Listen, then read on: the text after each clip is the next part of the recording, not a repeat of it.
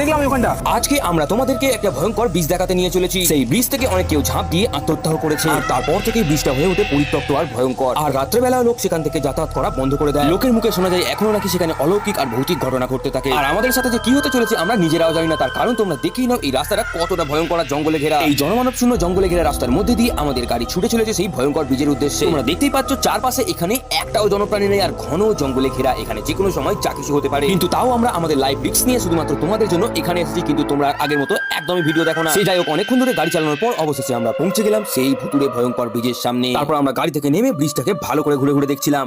এখানে থাকবো না বেশিক্ষণ ভাই, এখানে থাকা যাবে না, ভয় লাগছে ভাই এদিকটা। এই দেখতেই পাচ্ছ এখানে কি হলো? কি হলো? কি হলো? কিছু একটা দেখলাম ওখানটা ভাই, তাড়াতাড়ি বলতে হবে। কি বলছো? ওখানে কি আছে? কি আছে শুনি? বুঝতে পারছি না তো আমি। বন্ধুরা প্লিজ ভিডিওটাকে লাইক করে চ্যানেলটাকে সাবস্ক্রাইব করে দাও আর কমেন্টে জানাও এরকম আর ভূতের ভিডিও চাই কিনা।